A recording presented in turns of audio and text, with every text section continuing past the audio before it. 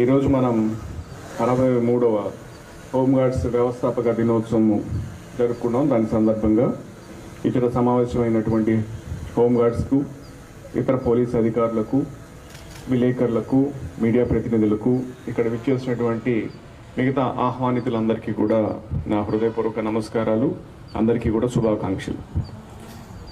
1963వ సంవత్సరంలో హోంగార్డ్ వ్యవస్థ ఆవిర్భవించింది. అప్పట్లో రోజుకి ₹2 చొప్పున గౌరవ వేతనం నిర్ణయించిన తరువాత అది 710 రూపాయలుగా పెరిగి హోంగార్డ్స్ చాలా విభాగాల్లో డెప్యుటేషన్ పై వెళ్ళి పనిచేస్తూ హోంగార్డ్స్ ప్రస్తుతం ₹735 చెల్లించే విధంగా ప్రభుత్వం వారు నిర్ణయించారు. ఇలా ఏర్పడిన హోంగార్డ్ వ్యవస్థ పోలీసులతో సమానంగా పనిచేస్తూ పోలీస్ శాఖలో మమేకమై సామాన్య మానవ దృష్టిలో పోలీసులా ఉన్నారనడంలో ఎటువంటి అతిశయోక్తి లేదు.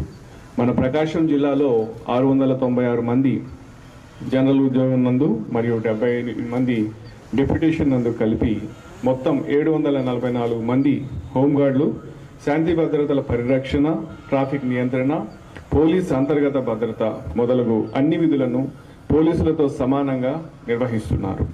అగ్ని ప్రమాదాలు, వరదలు, అంటువ్యాధులు వంటి అత్యవసర పరిస్థితుల్లో, మత సామరస్యాన్ని కాపాడే సమయాల్లో, ఆర్థిక సామాజిక సంక్షేమ కార్యక్రమాల్లో పాల్పంచుకోవడంలో ఇవన్నీ కూడా హోంగార్డులు ఇలాంటి వివిధ వాటి యందు కూడా విధులు నిర్వహిస్తున్నారు. చాలా సమర్థవంతంగా నిర్వహిస్తున్నారు.